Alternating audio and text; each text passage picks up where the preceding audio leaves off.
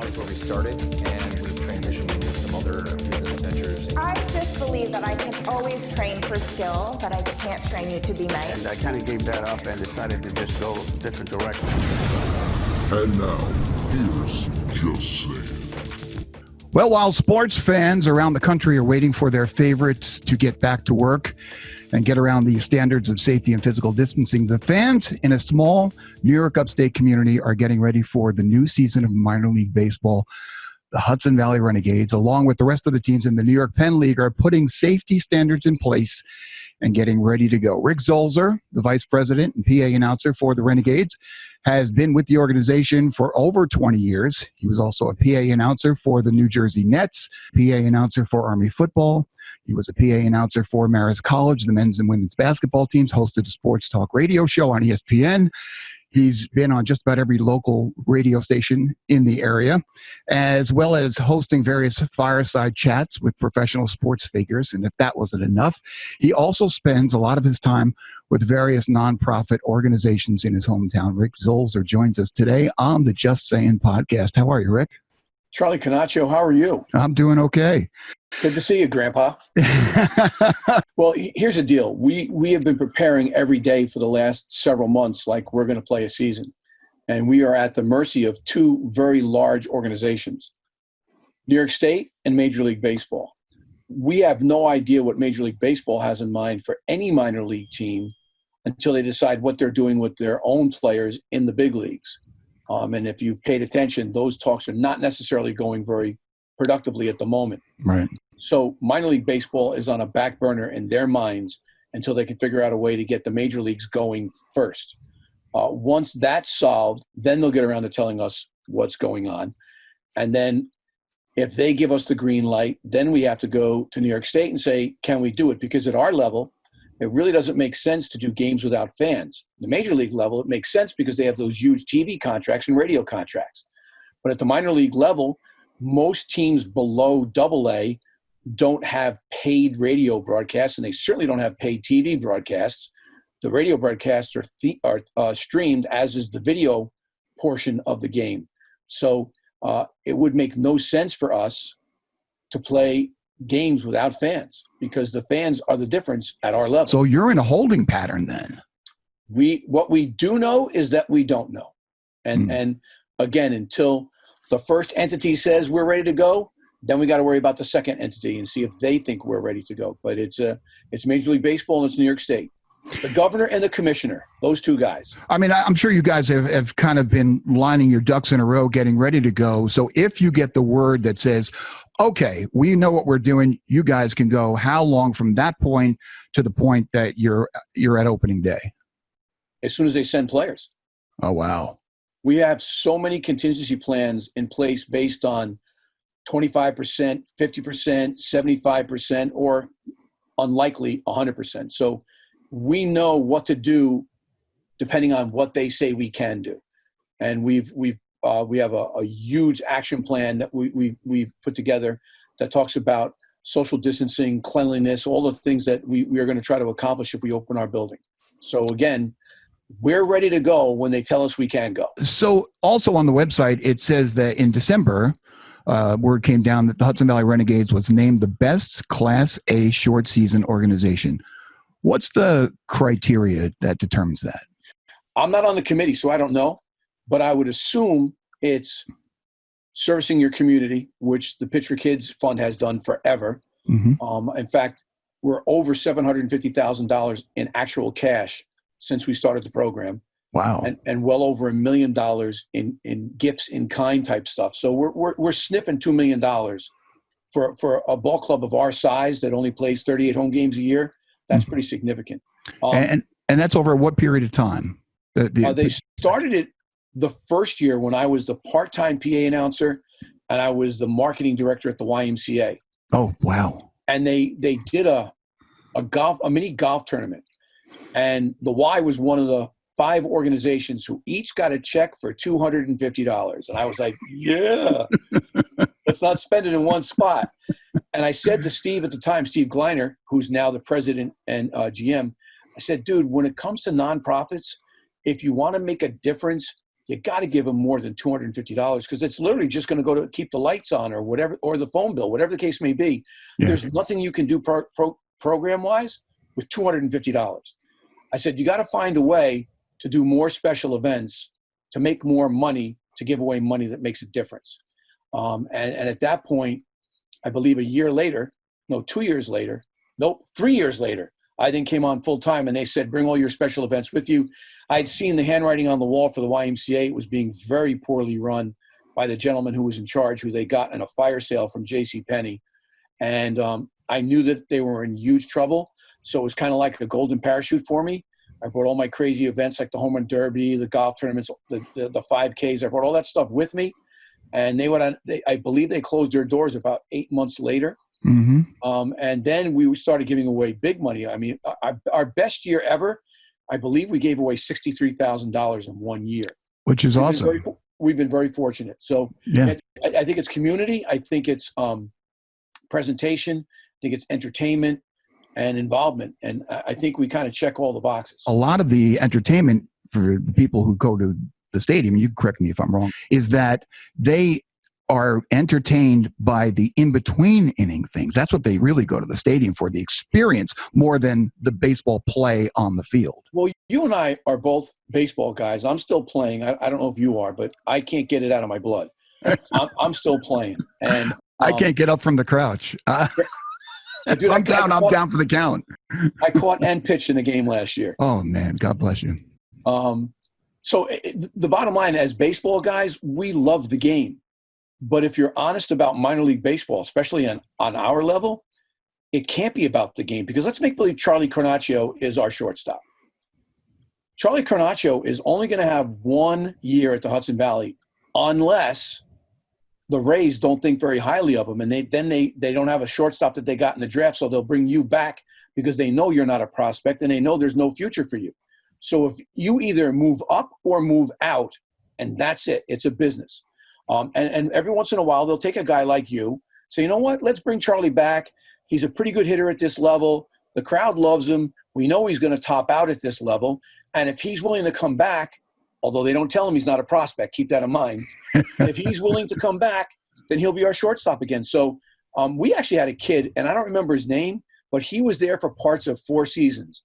And it was such a running joke when he was there that they retired his locker in the locker room because he was there for 4 years. He was a first baseman / outfield. Man, I'm sorry, Charlie. I don't remember his name, but yeah, it's in or out. So we can't sell baseball because how do I sell you when you're not going to be there next year? True, right. And I would say conservatively, and I'm being conservative, 10% of the people who come to a Renegades game are coming there for the baseball. Right. And those people are either the house families, guys who are older than me and you who have their scorecards, or girls who are looking to meet a husband. And they're trying to judge the field on who are the real prospects. Bull Durham. Yep. Yeah. So it is absolutely positively about 10% of our crowd. Like you've been there. There are times when we're not setting things on fire where the Renegades could be down 12-0 in the first inning, and people are going to stick around to see if I'm going to say or do something stupid, what dopey game we're going to play. Right. They stick around and they don't leave because the score is not important. I mean, think about it. In the year 2000, the year after we had, because it's the 20th anniversary of the worst team we've ever had.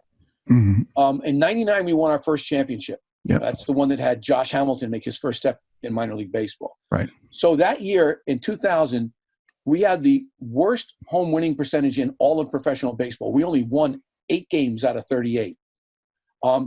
There were 2 separate games where we had more hits and errors combined than total runs. I mean, we were just god-awful. And that's the year that Doug Wechter threw a no-hitter, the only no-hitter in our history. That's right, yeah. So he had to throw a no-hitter to get the W at home. So we were god-awful. So, dude, it's not about the baseball. It's about the fun. Now, the baseball helps because when they score a run and they get a hit, you know, we play the music and they get involved and they cheer. Yeah.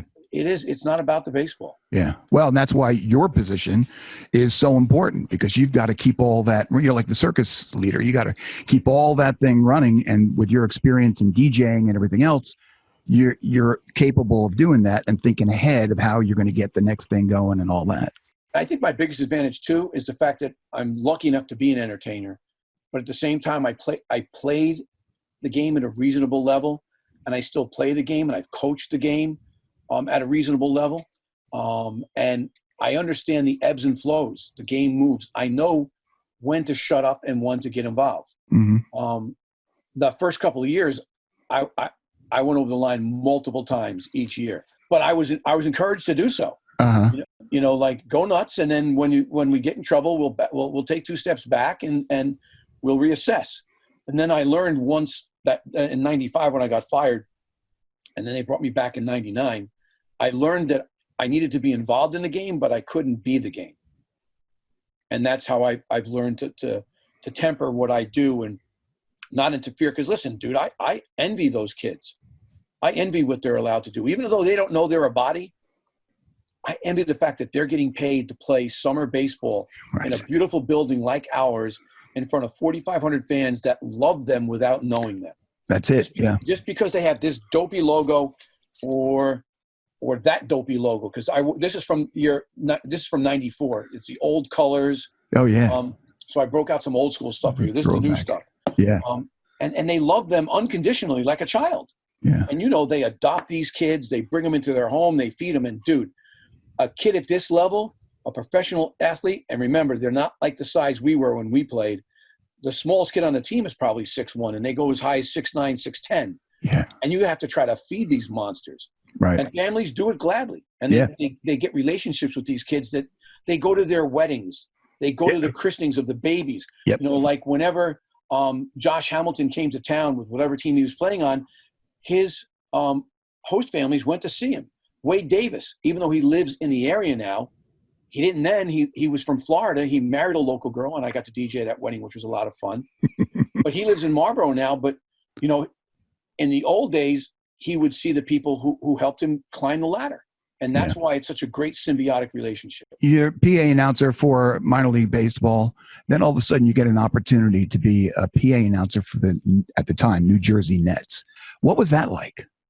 Well, first of all, it was so weird how I got the job because there was somebody who had a summer home at Hillside Lake in Hopewell Junction. And they would come up and they decided to go to a baseball game. And they came to a late game in August and they went to customer service and they said, "Who is your PA announcer?" And they gave the guy my cell phone and then didn't tell me that a guy from the NBA wanted my cell phone because he's one of the guys at the NBA offices in Manhattan. So I get a call right after 9/11 and the guy introduces himself and says that they want to bring me down to talk to me. I'm like, well, I'm too fat and old to run the point, so what do you want with me? And the guy laughs and said, "That's what we want." So they bring me down and I go to their offices, which is across the street from St. Patrick or next to St. Patrick's Cathedral in Manhattan by 30 Rock. And they've got this beautiful conference room. And the first thing I do when they sit down is they bring the video out that someone on this call shot of me getting thrown out of that game a million years ago. Yeah. That Gabe Pressman then got the working parts and put it on NBC with Len Berman, who later in life, when we did the NBA Finals, he goes, "Aren't you the jerk that got thrown out of a minor league baseball game?" I said, "Yeah, that was me." So, I mean, the video you shot became a calling card for me forever. And then they offered me one of 3 jobs. They said, at the time, they were looking for someone for the Knicks, the 76ers, or the Nets. And I said, well, I am not going to drive 3.5 hours to go to Philadelphia to be the cheerleader for the 76ers and Allen Iverson, because I think he's one of the things that are completely wrong with the NBA, and I can't be a phony cheerleader for a guy that I think is a punk. So he said, "Okay, we appreciate your honesty." Then I said, I grew up a Knick fan, and as a basketball player and as a basketball coach, I understand the value and the brand awareness and the equity that Madison Square Garden has as an entity.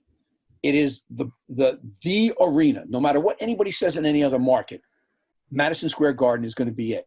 And I said to him, "Listen, I've coached it at a high level. I've played it at a high level. I'm old enough to have been able to play 3 sports back in the old days. Kids don't get to do that anymore."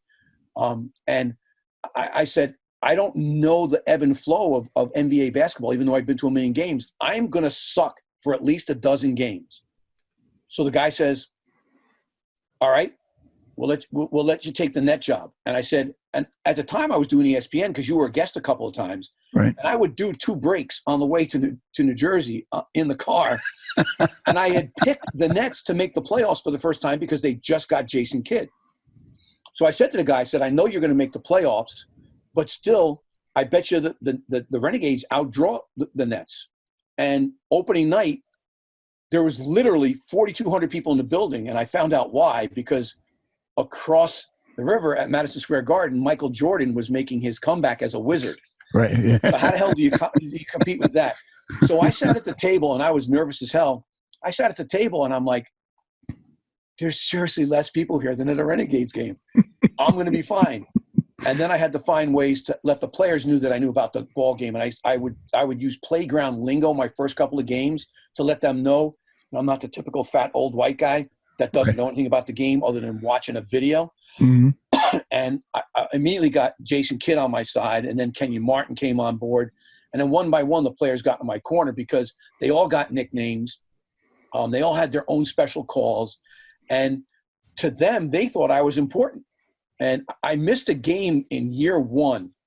It was on a Sunday because I had a wedding that I had to DJ that was booked for literally a year and a half.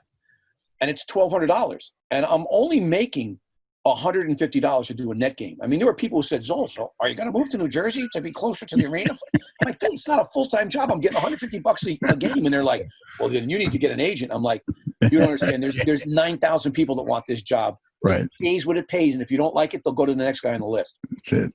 So he goes, and this is a Sunday game, and we had a game on Tuesday, another home game. And Kenyon comes up to the score table after I do my sound check, which is 2 hours before tip. And he goes, where were you on Sunday? I'm like, Kenyon, I had a wedding. I couldn't miss it. He goes, dude, we lost an important game in overtime. I'm like, Kenyon, they don't let me in the layup line, dude. I'm not really helping. He goes, you help with the atmosphere, and you help. I'm like, I can't walk away from $1,200 to make $150. He goes, next time you have a wedding, you tell me, and I'll give you that balance in cash, and you can farm it off to one of your guys. And I went, all right, I got to make sure it's okay with the bride. And he goes, and I'll send them a message in order to show that it's real. So I ended up having a wedding in late February that calendar year, the first year I was with the Nets. And I said, Kenyon, I got a wedding next Sunday. So I'm there next Sunday. He sends a phone message to the girl and says, we need the Zols, blah, blah, blah. That Sunday, as they come out for shoot around, he has an envelope with $1,500 in it for the tip that I didn't get to make. So for those 3 years when I had a wedding, he always took care of it. At first I said, Kenyon, that's a lot of money. He goes, do you know who I am? And do you know how much money I make? And he said, I spend more in tips at Scores when we go to Atlanta. Right. And I went, all right, fair enough. So, I mean, those guys thought I was an important part of the mix in the way that I would get the crowd going. But I can tell you the honest truth, with the Nets, I was absolutely positively not the Zols. I was Rick Zolzer. Yeah. I did not step on the game at all. I just added to the game with nicknames and calls. I never got involved in the game at all. Once. One time. Do you remember the playoff game against Indiana? Before they put the ribbons, the light ribbons around the backboard, and they put the ribbons around the shot clock above the backboard, that when time ran out, instead of looking just at the 0-0, everything lit up at the same time. Do you remember that transition? Well, that transition happened because Reggie Miller, in a playoff game, hit a half-court shot to tie the game and send the game in a playoff game into overtime. And I banged on the table. The microphone goes off the table onto the court. I've got to go around, get the court, and go, 3-point play for Reggie Miller. Are you kidding me? And the crowd laughs, and I had the head coach of the Nets go like this to me. Oh. So I got my pee-pee slapped a little by the GM as well. But it's the only time I ever did anything other than just straight calls and nicknames.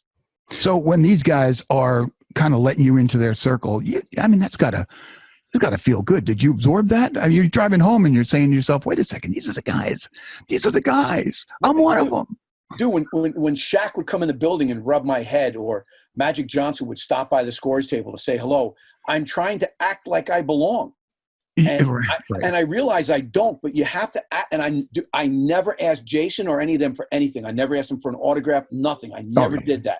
Right. Yeah. Because I never wanted to. Listen, I've done staff meetings with my interns at the Renegades. Like when Jason went from the Nets as the coach to the Bucks, he called me to tell me he was doing it. I had to pass the phone around the table so he could say hello to all the interns because they didn't believe it. And then I wouldn't let him see the screen that had, because he's in my phone as a nickname. It doesn't say Jason Kidd. It's because the kids, they would grab my phone and say, see, they would scroll and see if they could find out which name was Jason Kidd. And I got him and Kenyon and Richard Jefferson and a bunch of those guys. And dude, you have to play like you belong, even though in your heart, you know you don't belong. Yeah. You're not a part. I mean, they would invite me out to dinner. When they would go out, they would invite me out to the gentleman's club. I'm like, I'm old and I'm married and I don't have money for that nonsense. I'd like to stay married, so I'm not doing that. But I mean, they would constantly. They came on the ESPN show all the time, and it used to piss off the PR people for the Nets because they never thought that an ESPN sports talk show in Poughkeepsie, New York, deserved to have that caliber of guests. And the truth of the matter is that Jason Barrett would call big time guests and say, we're calling for ESPN in New York. We never said Poughkeepsie, New York. We said ESPN in New York. And we would get Jeff Van Gundy. I mean, you name it. If they were big in those days, we had them on the show. And again, no reason to have those guys on our show.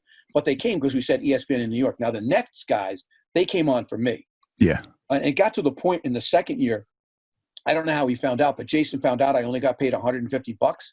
And he actually said to me, goes, dude, for real, let my agent speak to them. I'm like, Jason, there's no way. I'll get fired. I appreciate the love. And from that moment on, at least once every other homestand, there would be a shopping bag under the scorer's table with basketballs and jerseys and stuff that he signed, that the players signed. And my boss, her name was Jenny Kerner at the time. She would look the other way. And he would go sell this stuff. I'm like, dude, I'm not going to sell this stuff. This is for me. Right. He goes, I'm giving you permission for the money you're not making here. Go sell this stuff. So, wow. Dude, it was a great 3 years. And it was so weird. So they went to the NBA Finals in my first and second year. Yeah, well, hold on a second. So you come back from to the Renegades in '99. They win the championship. Yeah. You go to the Nets, and they're winning the league and everything. Yes, for 3 years. Yeah. Yeah. There's something there. Well, I missed it with Army football. They were terrible when I was there. Listen, I loved Army football games. It's the pageantry. It's the atmosphere. Oh, I believe what those kids believe in. Yeah. And they're oftentimes playing against teams and athletes that they don't deserve to be on the same field with. Right. But somehow they remain competitive more often than not, and they rarely get blown out. And that gave me the opportunity to do PA at Yankee Stadium for one of their games. And to sit in Bob Shepard's microphone was right. And they did a sound check, and when I did the sound check, and I didn't do it as me, I went, "Ladies and gentlemen, welcome to Yankee Stadium," and the director is laughing his ass off in my earpiece. I am Rick Zolzer, and I did Bob Shepard and you could hear it echoing in Yankee, and I had chills. Like, look, I'm talking about it. I know the camera can't see it. Yeah. I'm here standing up just talking about it. That I got to. Army football at Yankee Stadium. Yeah. Did you ever in your career, you span a lot of different things that you've done. Have you ever aspired to get to the next level of whatever that was, whether it was radio or PA announcing or, you're a VP at the Renegades? You ever aspired to get higher up in the Gold Clank organization or anything like that? People ask me that all the time, especially when I was with the Nets, because there were some job offers when I was there and there were some offers from the NBA. But I never wanted to get into the corporate cesspool because I see how different it is on that level for the guys and gals who work in professional sports at that level. And I never wanted to do that because remember, Charlie, I blossomed late. I got married like around in my mid 30s. I had my first child when I was 42. I literally could pass for their grandfather when I go to their college and high school graduations. So at my age, this is my home. I got lots of great friends in my Rolodex. I know that ages me, but like you, that if I call you and I need something, I know you'll always be there for me. Right. And I have lots of people like that I can depend on. And it helps my Renegades job that I know pretty much everybody and everybody's willing to do my let's make a deals all the time with me. And I love what I do and I love where I am. I have no desire to go anywhere else.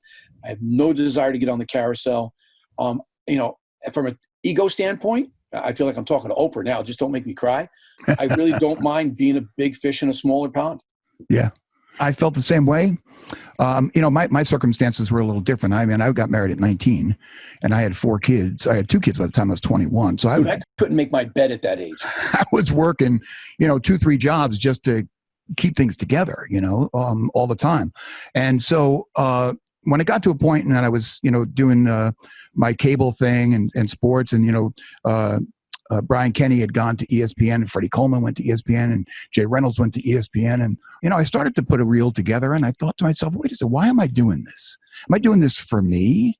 For the ego of being able to say, hey, I'm on ESPN, or for the love of what it is. And what I found was that I loved what I was doing in the area because that was so pure and green. And I had been in professional locker rooms and a lot of those guys wouldn't give you the time of day. They just, it wasn't the same. I felt it was more like, guess who I interviewed today, more than parents coming up to me and saying, oh man, that interview, we watched it over and over and over. I got more satisfaction from that than I think I would have. Financially it would have been great, but yeah. That's a huge difference financially. Right. Yeah. So I get you there, and I'm glad that's where your heart is because I firmly believe in that myself. Let's talk a little bit about The Last Dance on ESPN. I mean, everybody was raving about that series. You had kind of firsthand knowledge being in the position that you were in. Did you see anything different? Was there anything in that series that surprised you that you didn't know was happening, or you did? Oh, hey, I didn't know that. No, not really. I had enough friends who've been in and around him, guys who played with him at Birmingham, coaches who were there. A lot of people don't know that Steve Sachs was there at the end of his career. He was in spring training with Michael, and then the first month he went to Birmingham and played with Michael. So I have lots of connections to guys in and around Michael's life throughout the years. I knew how competitive he was. It didn't surprise me. I mean, the single greatest birthday gift I ever got in my life was during The Last Dance. And that season, let me see, because it's at my desk because I was about to put it on Facebook. It was April 3rd of 1998. So it was indeed that. I don't know if you can, I got my tickets, my Michael Jordan tickets, where Mary flew us to Chicago. 19th row, center court. I got to watch Michael drop 41 points on the young Minnesota Timberwolves, Kevin Garnett and Stephon Marbury. So they weren't slouches. And I went to his restaurant, and I got to be a part of that personally. And then when he's with the Wizards, I mean, I had multiple interactions with him, like Michael Jordan and Rick Zolzer interactions. And it was, again, same thing. You got to make like you belong. And especially someone like Michael Jordan, because if he sniffs that you're a fanboy, he will eat you alive. He will just verbally bitch slap you. You have no chance. So I just played it off like, we're on the same level, more or less.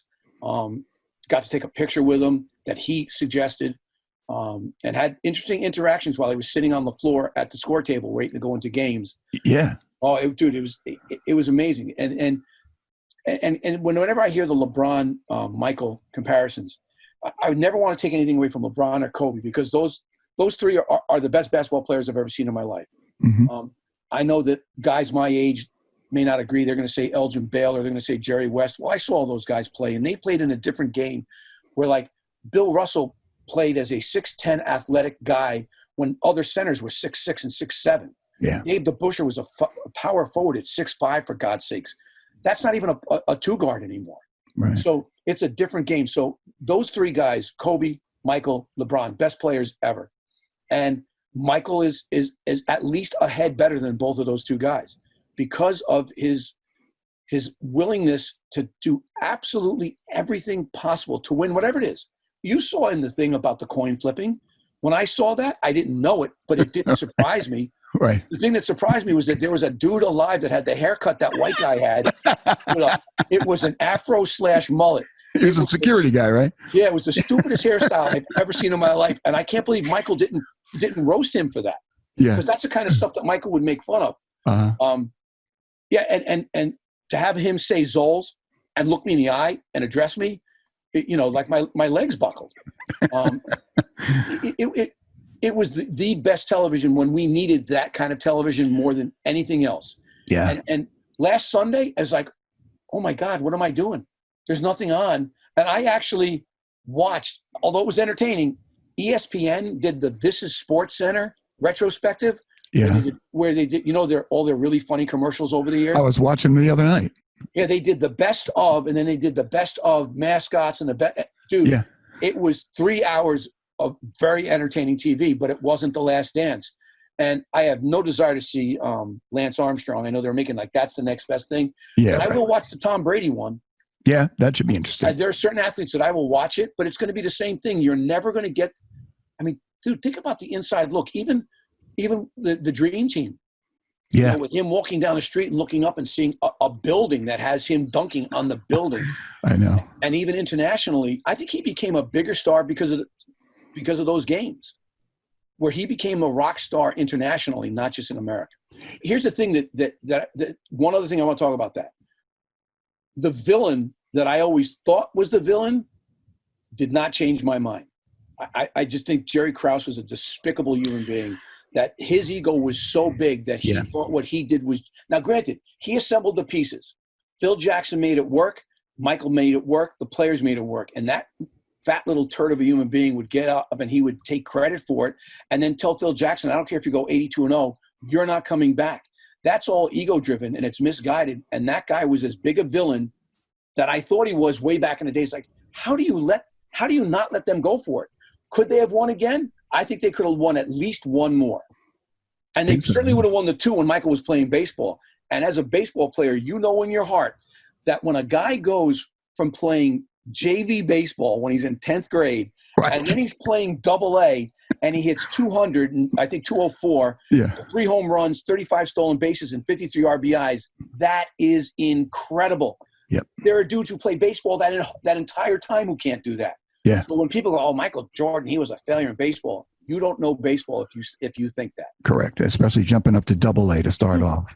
Those guys literally are on the cusp of going to big leagues, because it's not like it used to be where you had to go AA, then AAA, then the big leagues. Right. Yeah. Nowadays, guys go from AA all the time. So I'm going to buy those Blu-rays when they come on the market. But that showed his determination. I mean, his competitiveness, and if you look at Jordan and you look at Krause, I think you got to go back to, this is almost psychological, but you got to go back to when they were kids. So here's Jordan's father pushing him, tough love, and his brother pushing him, fighting, tough love. And then you got Krause, who probably was a little fat kid who was getting picked on and everything else. And now all of a sudden he's in this big environment. He wants to be the superstar. He wants to get all the attention. He wants to get all the accolades. I did this. And that's where you get into a problem when upper management decides that they're the important ones rather than the people who are doing the job. And Krause, how'd they do after Phil and Michael left? And they still have never been able to recapture any of it, because I think he destroyed that franchise for a generation. Yeah. And Krause in the 5th grade, and Charlie, I know you're going to know this kid. He was the kid on Friday afternoon. If we were dismissed at 2:00, at 1:55, he would raise his hands and he would say to the teacher, Mrs. Jones, you forgot to assign homework for the weekend.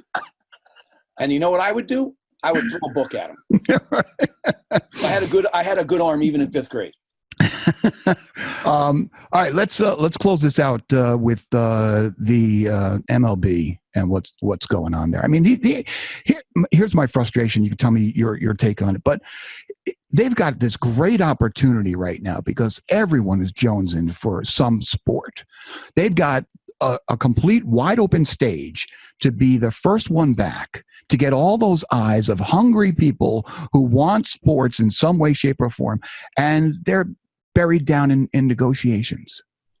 Well, if you want an example, look what happened last weekend with that golf match. The highest ratings ever for a golf tournament on cable, or a golf show on cable. People are dying for it. Dude, I watched the first 5 or 6 games of Korean baseball. Yeah. I would tape it. I would do it on the DVR and watch it. Here's the problem how I see it. Rarely do I ever side with ownership. And I'm not saying because I'm a union guy, because I'm not. But the owners in baseball, I think, are the worst ownership as a group out of all the major sports, in terms of not being trusted and doing things like collusion and all of the backdoor things that they're famous for. Mm-hmm. And conversely, the players union in baseball is the strongest players union out of all of them. And if anything, football needs to have the strongest players union because of what they go through. Right. Doesn't mean that baseball doesn't make sacrifices, but man, football players do not have guaranteed contracts and do not get, the pensions and what have you. So they made a deal in good faith that the owners put forth. The players didn't say, let's do this. The owner said, how about once we get going, we pay you on a per game basis prorated. So if we play 80 games, we take your contract, whatever that number is, and we divide it by that number. And that's what you get paid per game. And the players understood that. They got to play some baseball. They wanted to play baseball. And they said, yes, let's go with that. Right. And then the owners found out, you know what, maybe we can bleed them a little more. And they said, now we're going to cut your salary. And by doing that, what they guaranteed for themselves was that they wouldn't lose money.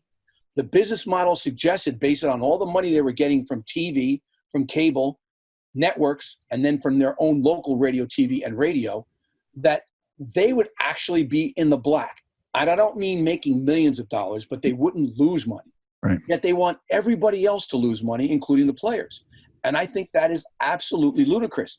I do think that both sides owe it to America to find a way to figure this out, because America needs that. Think about all the bad things that have gone on in our country over the years. Let's go back to 9/11.